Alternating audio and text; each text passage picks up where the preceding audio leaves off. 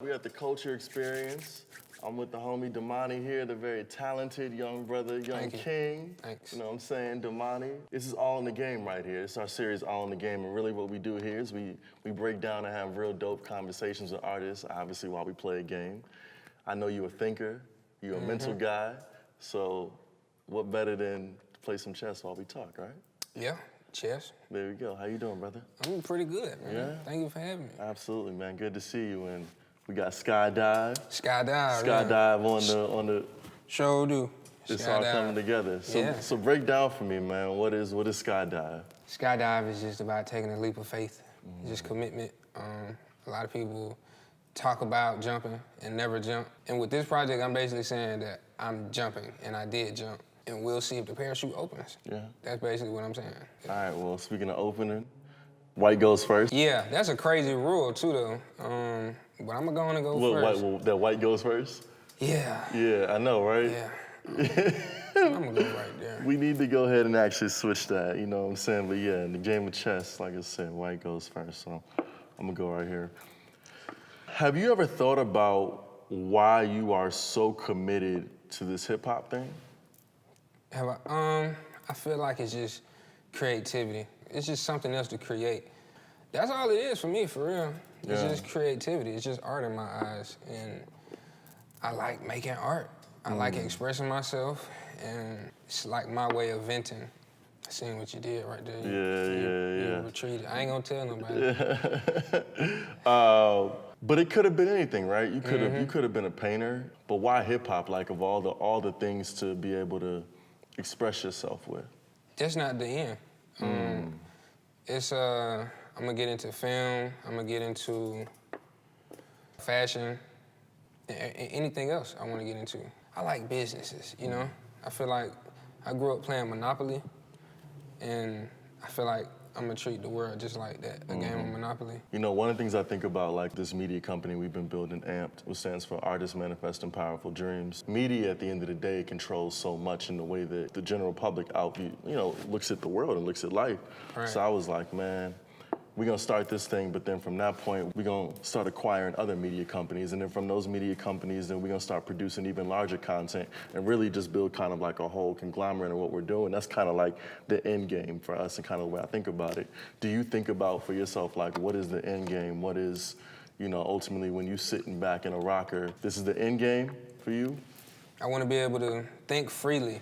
I feel like if you worried about bills, you worried about rent, you worried about, money, anything financial, can't think creatively. I feel like the reason kids is able to like think and be creative as they are and have fun and smile is because they don't have to worry about anything financial. I just want to get back to that, man. I just want to be able to be comfortable financially and have other people around me that's comfortable financially and where we could just think clearly and just come up with like the best ideas. I like that you brought that up, and the reason why I'm asking my next question is not necessarily for me, but it's for the audience, and them saying when they hear that, well, what does Domani have to worry about financially? He comes from a financially taken care of background, so they may think that, okay, you're already good. Whether that's the truth or not, that's general perception, that's people's general. So the reason why I brought it up, like I said, is because I want you to speak to that, like, and how you kind of respond to, because I thought your answer was beautiful, but that's the natural rebuttal. You're right. He doesn't worry about money. He's already good.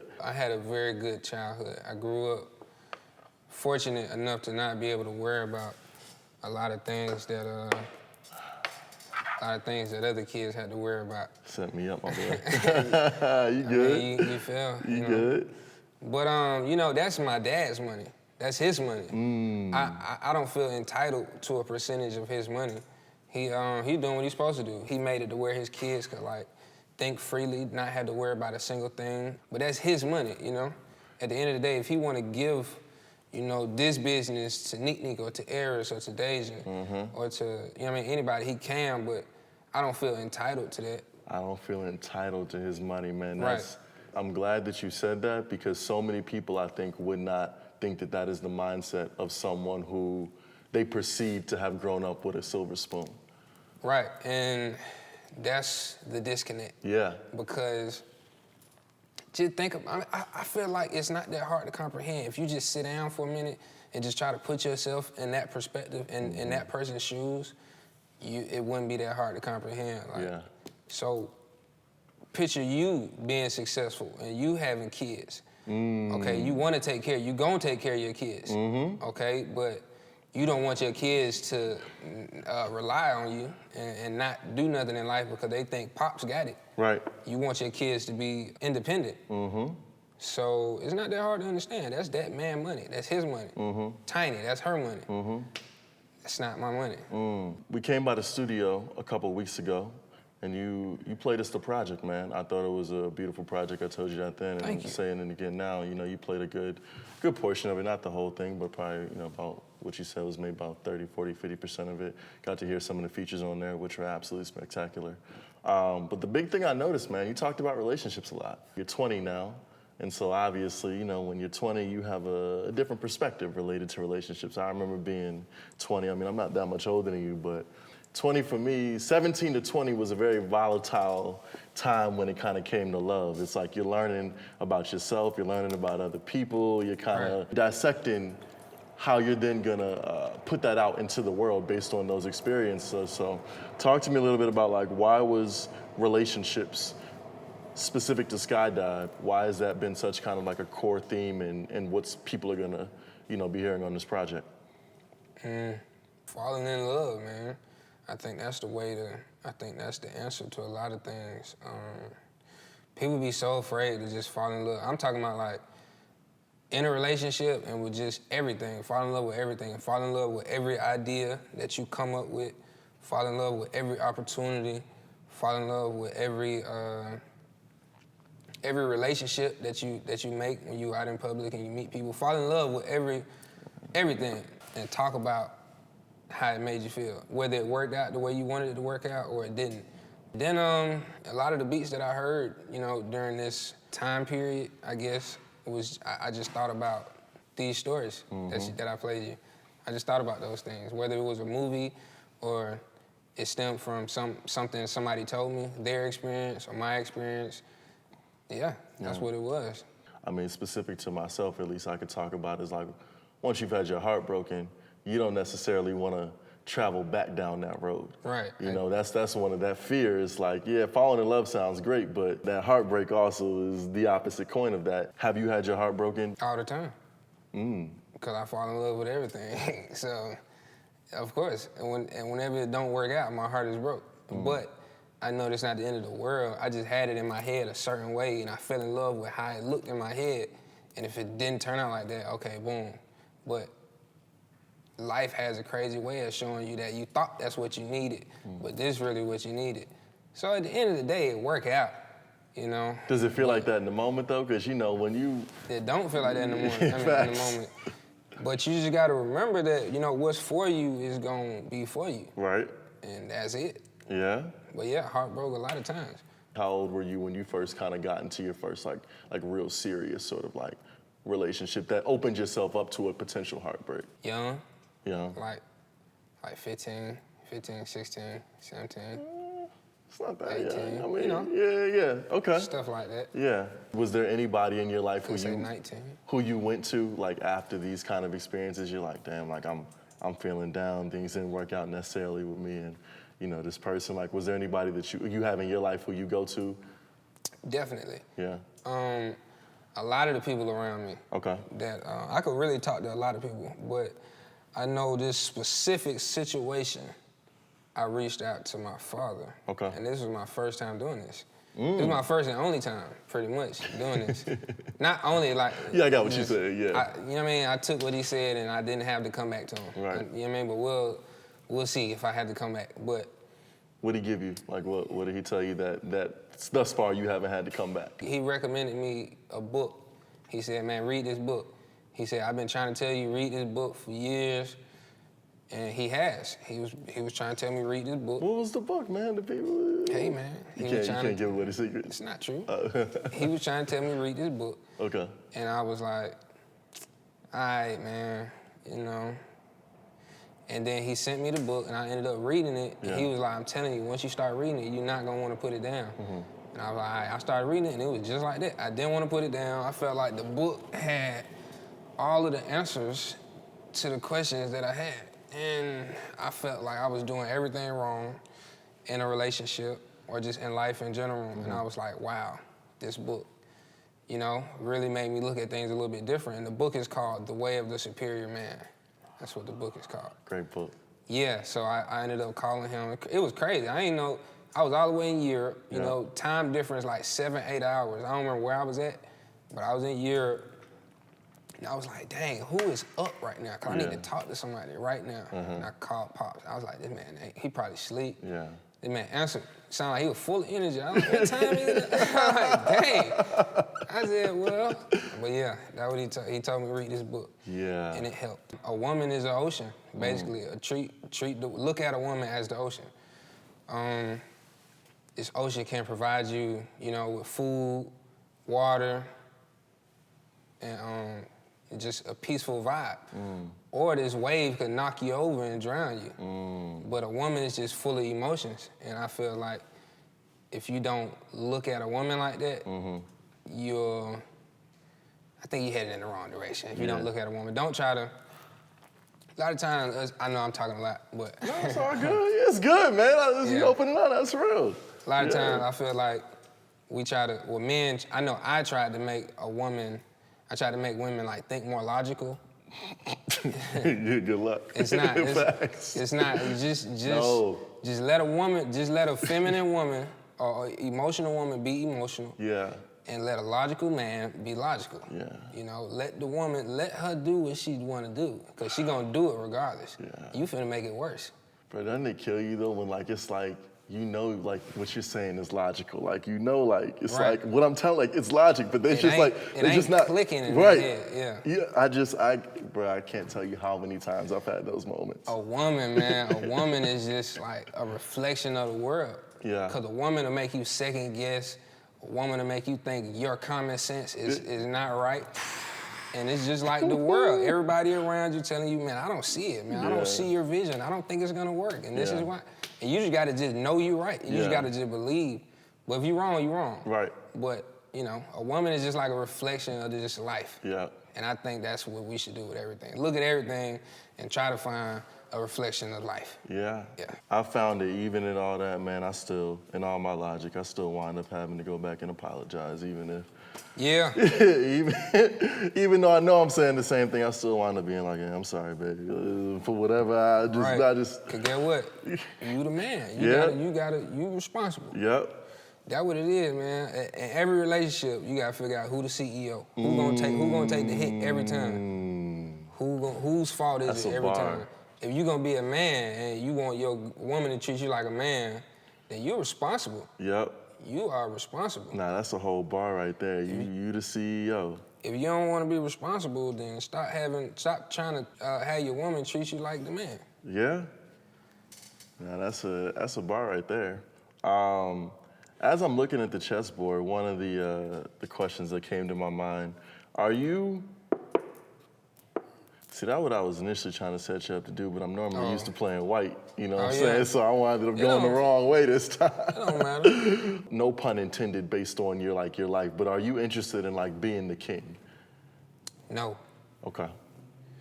Nah, I say nah because I had my whole life to figure that out. I had my whole life to look at my dad and be like, do I want to call myself the king? I had my whole life to think about it. And tell me now why, like based on what you observed in your life, why you feel like you're not interested in that? I feel like everybody just everybody have their role. Everybody got their role in life. Everybody got their strengths, their weaknesses. And I don't feel like that's the best way for me to move. Honestly, I move better in silence. Okay. You know, I don't like nobody knowing what I'm thinking, where I'm at, what I'm doing, who I'm with.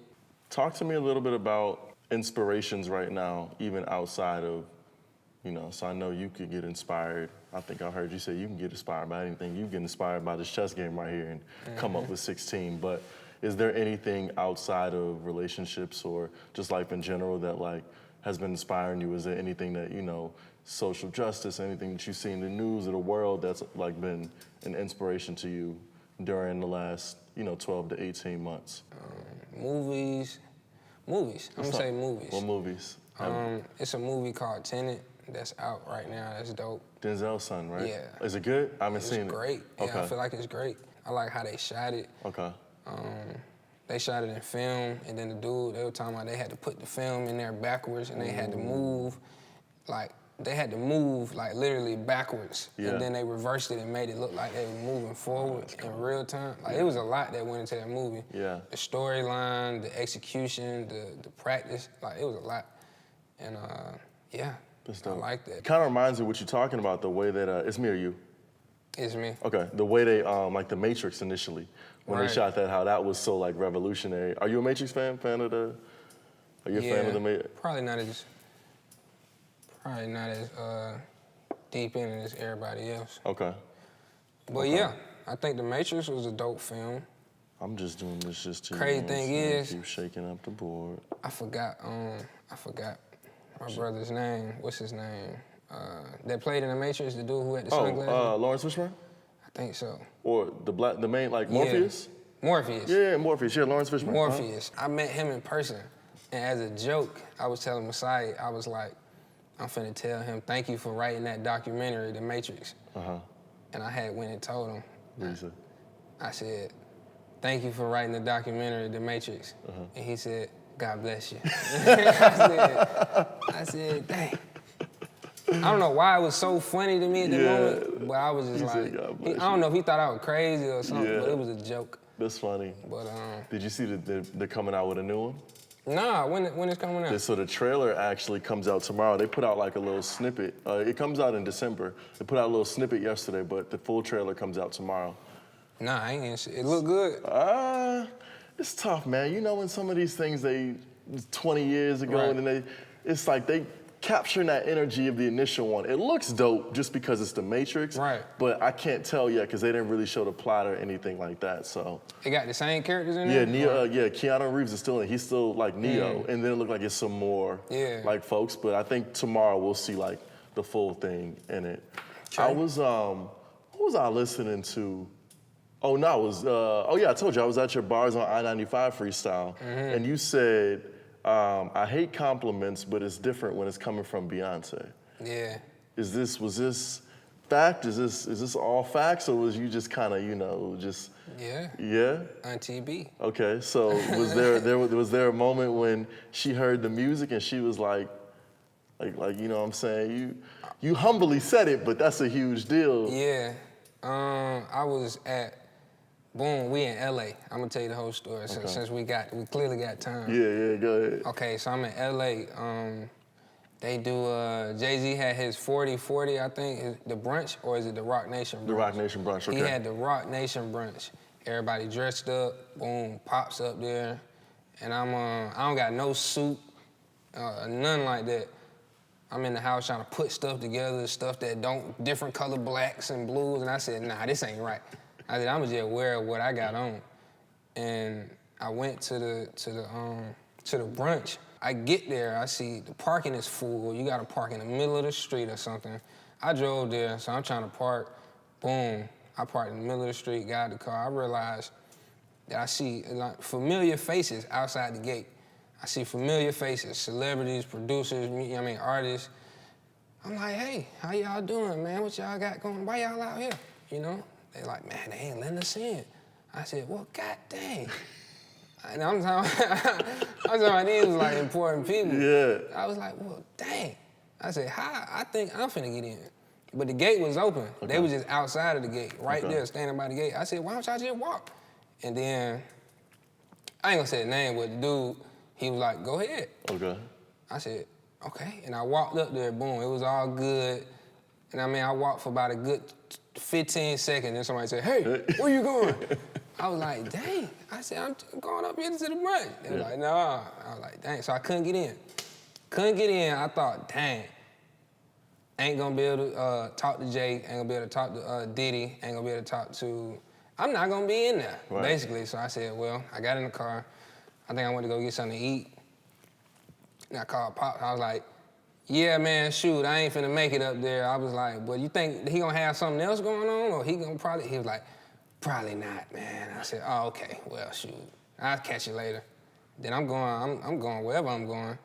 And then he was like, yeah, turns out, shoot, Diddy got a party or something. And I was like, dang, you think Jay gonna be there? He was like, probably not. I was like, dang. I said, but I'm gonna go to this party. Went to the party. As soon as I walk in, I see Jay. I see Jay sitting on the sofa, Beyonce, and everybody in there. Yeah. Everybody who I thought I missed at the brunch was there. And I was like, well, look at this. But everybody was still dressed up.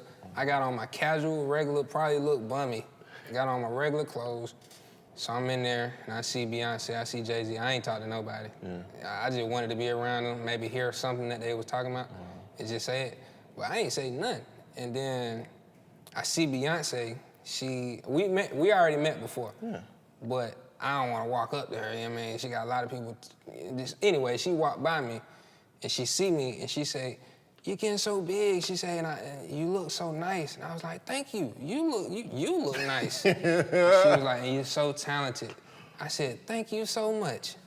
And yeah, that was it right there. I left the party after that. Right, that was all I needed. I said, "Yeah, I'm finna get me a drink. Finna get me some juice." Yeah. And so now I had another goal. I was like, "All right, bet I'm finna talk to Jay-Z." Okay. He's sitting on the couch. He's sitting on his couch, and it was like, I'm trying to tell y'all the settings. So it was a bunch of stars, bunch of artists, bunch of writers, singers, etc. in that room. And then it was a space open right by Jay-Z. And it was nobody there. And Jay was just chilling. And I was like, yeah, I'm finna go sit by Jay-Z. I'm finna go say something. I said, I don't know what I'm finna say, but I'm finna say something. And then I said, well, dang. I started questioning. I said, but what am I gonna say? I said, what the world am I finna say to Jay-Z? What did he want to hear from me? Right. I was contemplating. I said, let me get me a drink. I said, so this is the second and third drink now that we on? That was the first one. Oh, this is the first one? Okay, cool. All right, bet. So you never went after. Okay, cool. Yeah, so I was like, yeah, let me get me a drink.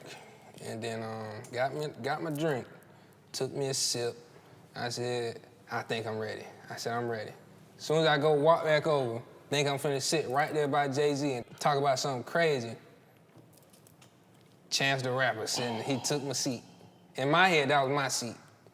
But yeah, shoot, Chance the Rapper and Jay-Z was having a great conversation. It looked like they was having. They was laughing so hard. Yeah. That was my Beyonce story. That's crazy. She said she liked my outfit, that it wasn't really that fire. Yeah. And she said I was talented. The amount of humility, though, that I heard in that story is crazy because it's like you grew up around, like it's like, you're saying it as if you didn't grow up in an environment where there was literally, I was gonna, you know what I'm saying? Like, so like, where does the humbleness come from, and then where is the nervousness coming at? Because to me, it's like, this your whole life. It's the respect. Okay. I feel like I respect these people so much that I'm like, what do I have to offer? I'm like, what do I have to say that he is gonna be interested in? Because I respect his opinion, I respect his work so much, just like everybody else that was in that room. I respect them so much, I was looking down on what I had going on. I was like, dang. And just overthinking, you know, the mind could make you overthink something that's, like I said, just common sense. So I grew up in the DMV. At the time, we didn't have hip hop. Like, so Wale's not out yet. Like, all we had was go-go. Atlanta was probably the first southern market of superstars that we could kind of gravitate towards as far as like the South. So really, for me, growing up, it was like 3 Stacks, and it was your Pops. Those was the two that growing up, like you ask anybody from back home, those are the two I listened to. 3 Stacks and your Pops. But I know 3 Stacks, he's one of your favorite artists. What did you think of the Donda verse that just dropped? Piece of art, man. It was a piece of art. Wasn't it? I was sitting here trying to capture my words, and yeah, that's all it was. It was a great piece of art, like a Picasso painting. It was a piece of art, Basquiat painting. He said, hey, Miss Donda. I was like, just to even think of opening, like, I'm just like, oh my goodness. This man is, but it was a walk in the park to him. Yeah. I bet he had so much fun. Man, it was just doing what came natural, and it's a piece of art. I hate that it was revealed how it was revealed. Me too. But me too. Yeah. I'm finna come over there to that king in a minute. You got about a half a move before it's made. I'm not even about to hold you. Yeah, because I'm in this corner. Yeah, you got about a half a move. Your next move got to be your best move. That's what they say. Okay. Your next, did you move already? I did. Oh, you did? Okay, bet. I moved right here. Okay, say less. All right. Yeah, your next move got to be your best move, because if not, I'm going to go ahead. What we doing? Yeah, that's smooth right there. What's your favorite outcast? Right, because I also don't like the conversation of people acting like Big Boy is not who Big Boy is. So what's your favorite Outkast song, and then what's your favorite 3 Stacks verse? Outkast song, I might have to say Aquemini. Aquemini.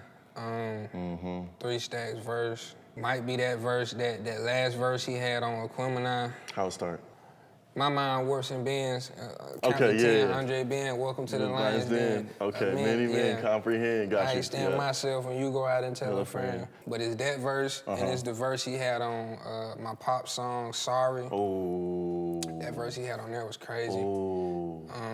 And then that Donda verse. I think that was one of his best verses. Well, I see exactly what you finna do. No, I told you I told you your last move had to be your best move. Dang.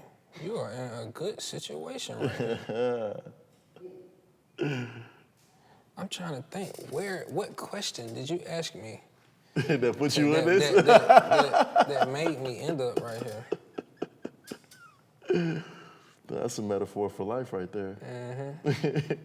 It's just crazy. Well, I see what I got to do. You can go ahead and, knock that king over. He can knock that king over and just go ahead and let the DMV take it home. I'm gonna let you get your win if you win. I'm gonna let you knock it over. I respect it. Dang. I'll let you get my queen, man. Cali, I took the queen, baby.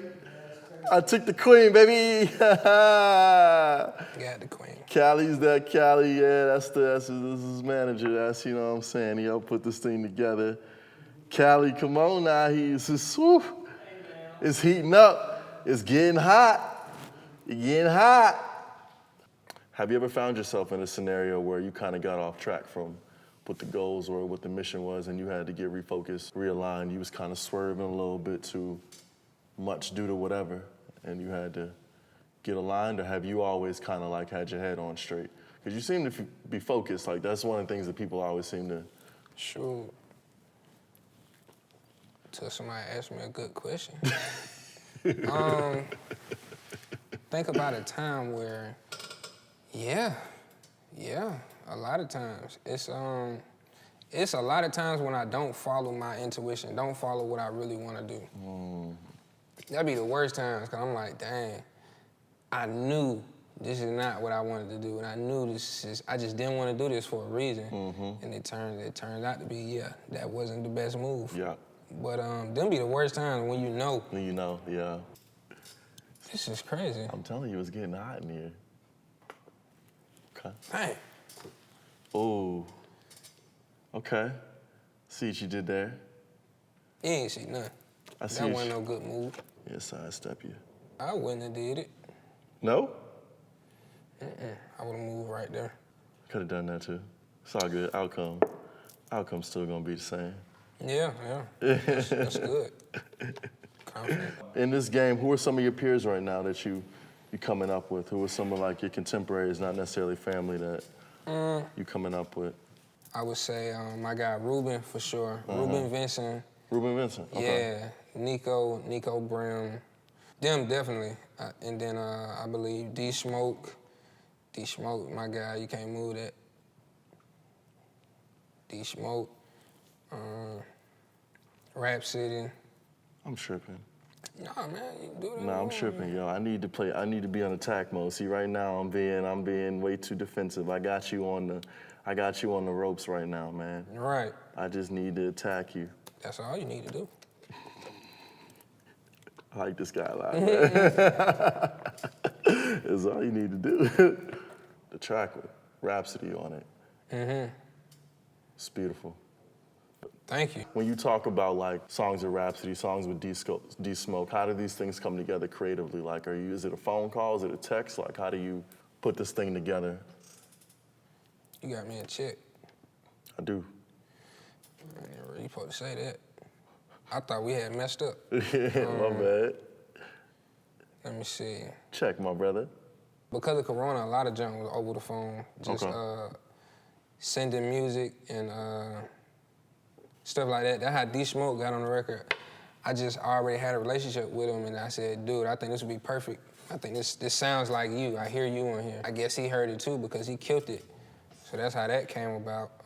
What about Rhapsody? Same with Rhapsody. We were on tour together, me, Big Crit, and Rhapsody.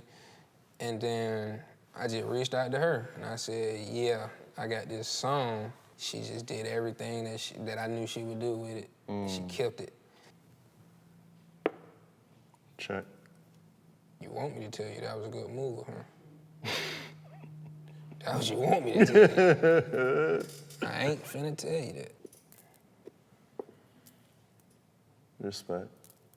Respect, yeah. That's what this game is about, respect. It is. It's about the art of war and respect.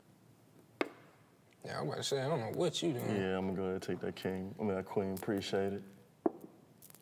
See, to me, this makes sense because this is your last one. So I'm gonna go ahead, check. There you go. This is Now about I right. gotta move that. So is this mate? It looked like it. Nah, because you're right there. Can't go right? right there, you're queen right Oh, yeah, right? Right? Boom. Boom. Can't go right there. Boom. That's mate. That was a good game. Yeah. Well, man, I really appreciate you, you know what I'm saying, coming through, kicking it with us, and being open, man. I feel like, you know what I'm saying, in a lot of the interviews I watch with you, man, you know, you reserved, man. Yeah, I feel... So I appreciate you, you know what I'm saying? A lot of people don't really get me to, you know... Yeah. Be how I want to be. Sometimes, you know, people be nervous or people, you know, and then it rub off, and then or a lot of times I just be nervous. Yeah. Well, like we said, it's but like... I feel like this game right here, like having something else, this definitely... It helps. Made me feel comfortable. Well, that's good, man. Like I said, it's also the 4th time we didn't see each other like the last month, too, so, you know, feels... But no, it's the cameras. It's the cameras. And it's the lights. That's what makes the cameras and the lights, and it's like looks like you're... I noticed you were shy, but to me, like it seems like, you know, you did TV. Like I said, you grew up around cameras and lights. Why is it that you still kind of like, you know, you still have a little bit of reservedness, even despite all that? I'm just human. I don't know. It is what it is. I just want to say thank you again, man, for coming through and... Thank you. You know what I'm saying, kicking it with us, rocking Thank with us. My man. And Domani, that's a wrap.